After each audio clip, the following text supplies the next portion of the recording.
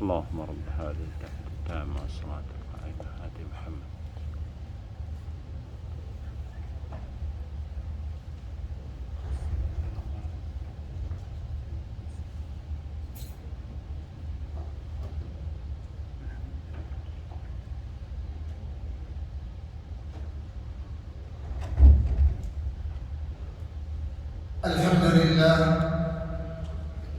الحمد لله بالصفات الكاملة العليا والأسماء الفاضلة الحسنى، خلق الأرض والسماوات العلى، الرحمن على العرش استوى، وأشهد أن لا إله إلا الله وحده لا شريك له في ألوهيته وربوبيته وتدبيره، ولا نظير له في صفاته ولا راد لتقديره، وأشهد أن محمدًا عبده ورسوله الذي خضع لربه واستعان به في صغير أمره وجليله، صلى الله عليه وعلى آله وأصحابه الذين عرفوا الحق بدليله وسلم تسليمًا كثيرا. أما بعد، فاتقوا الله عباد الله، اتقوا الله جل وعلا، واعلموا أن الله لا شريك له في جميع صفاته ولا مضاهي له في أسمائه وتقديراته، فهو الله الذي تألهه القلوب بالمحبة والود والتعظيم، وهو الرحمن الرحيم الذي هو أرحم بعباده من الوالدة بولدها، فما من نعمة وجدت إلا من رحمته، وما من نعمة دفعت إلا من آثار رحمته، وهو الملك سبحانه مالك العالم كله، علوه وسفله، لا يتحرك متحرك إلا بعلمه وإرادته، وما يسكن من ساكن إلا بعلمه وإرادته، وهو القدوس الذي تقدس وتنزه عن النقائص والعيوب، فلقد خلق السماوات بما فيها من النجوم والأفلاك، وخلق الأرض بما فيها من البحار والأشجار والجبال والمصالح والأقوال، خلق كل ذلك وما بين السماوات والأرض في 6 أيام سواء للسائلين، وما مسه سبحانه من تعب ولا آفات، وهو القوي القهار، فما من مخلوق إلا وتحت قدرته وقهره، وما من جبروت إلا وقد دل لعظمته وسطوته، وهو العليم الذي يعلم السر وأخفى، يعلم ما في البر والبحر، وما تسقط من ورقة إلا يعلمها، ولا حبة في ظلمات الأرض ولا رطب ولا يابس إلا في كتاب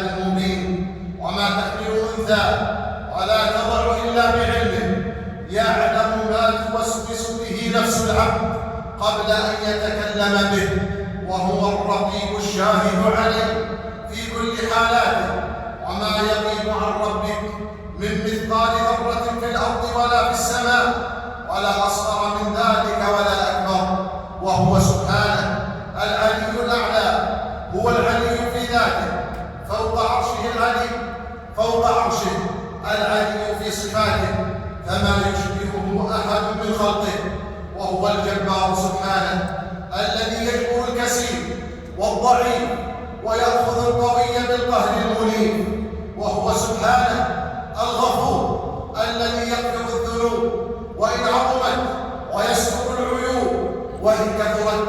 وفي الحديث القدسي عنه تبارك وتعالى أنه قال جل ذكره: يا ابن آدم إنك ما دعوتني ورجوتني غفرت لك على ما كان منك ولا أبالي. يا ابن آدم لو أتيتني بملء الأرض خطايا ثم لقيتني لا تشرك بي شيئا لأتيتك بمثلها مغفرة. وهو سبحانه الخلاق القدير الذي أمسك بقدرته السماوات والأرض أن تزولا، ويمسك السماء أن تقع على الأرض إلا بإذنه. وهو سبحانه الحكيم في شرعه وقدره، فما خلق شيئا عبثا ولا شرع عبادة له ولا عباد، ومع ذلك فله الحكم آخرا وأولا. وهو جل وعلا الغني بذاته الغنى المطلق عن جميع مخلوقاته، وهو سبحانه الكريم بجزيل عطائه وهباته، فيده جل وعلا لا تغيضها نفقة ملأ سحاء الليل والنهار. أرأيتم ما أنفق جل وعلا منذ خلق السماوات والأرض، فإنه لم يغب ما في يمينه حجابه النور جل وعلا، لو كشفه لأحرقت سبحات وجهه ما انتهى إليه بصره من خلقه. وفي الحديث القدسي يقول ربنا جل وعلا: يا عبادي لو أن أولكم وآخركم وإنسكم وجنكم قاموا في صعيد واحد فسألوني فأعطيت كل إنسان مسألته ما نقص ذلك مما عندي إلا كما ينقص المخيط إذا أدخل البحر.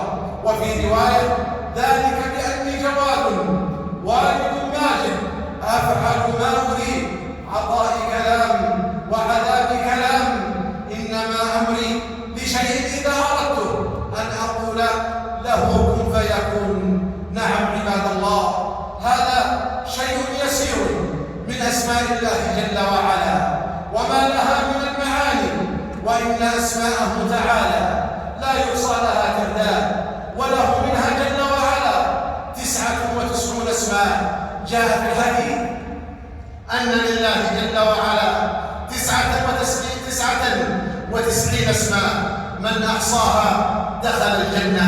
وإحصاؤها عباد الله معرفتها لفظا، والتعبد معرفتها لفظا ومعنى، والتعبد لله جل وعلا بها. بارك الله لي ولكم في القرآن والسنة، ونفعني وإياكم بما فيهما من الآيات والذكر والحكمة. قد قلت ما قلت، إن كان صوابا فمن الله، وإن كان خطأ فمني ومن الشيطان، وأستغفر الله إنه هو الغفور الرحيم.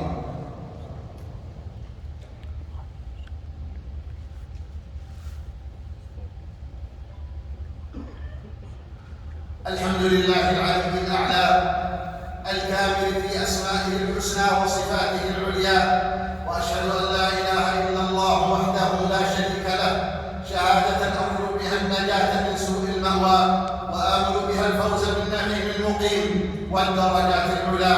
وأشهد أن محمدًا عبده ورسوله المصطفى صلى الله عليه وعلى آله وأصحابه النجباء، وعلى من تبعهم بإحسان إلى يوم المعاد والجزاء، وسلم تسليما كثيرا.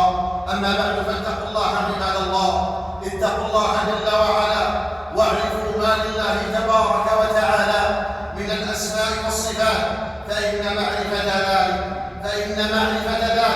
زيادة في الإيمان وبصيرة في دين الله وعرفان. ولله جل وعلا 99 اسماء، من أحصاها دخل الجنة. فتعبدوا لله جل وعلا بهذه الأسماء الحسنى والصفات العلى، فإنها من توحيدكم الذي أمرتم به بإفراده لله جل وعلا، كما قال تبارك وتعالى: ولله الأسماء الحسنى فادعوه بها. ألا صلوا وسلموا على من أمركم ربكم بالصلاة عليه. اللهم صل على محمد وعلى آل محمد كما صليت على إبراهيم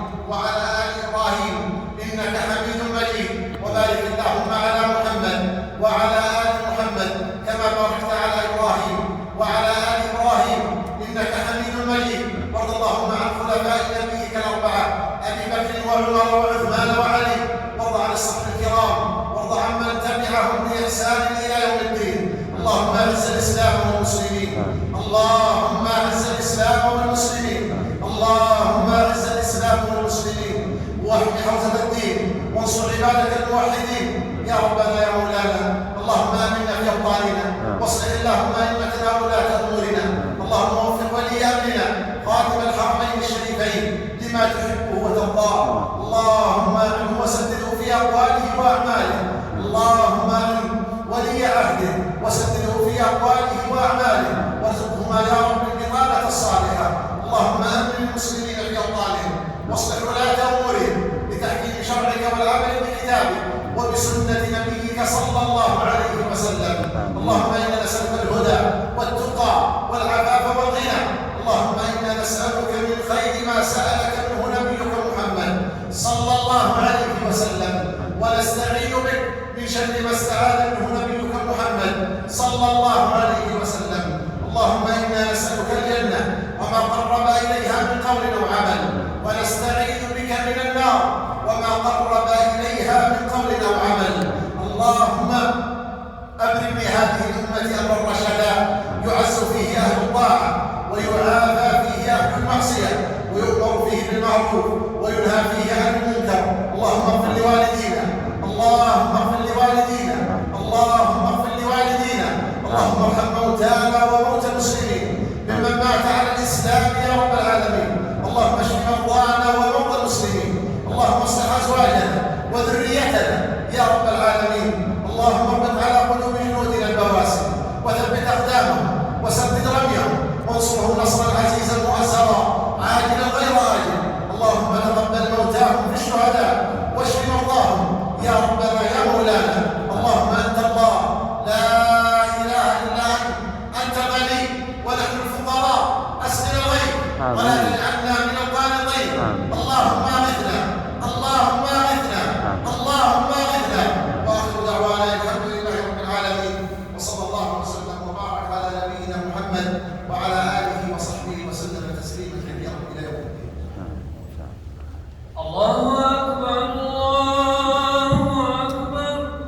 أشهد أن لا إله إلا الله، أشهد أن محمدا رسول الله. حي على الصلاة، حي على الفلاح، قد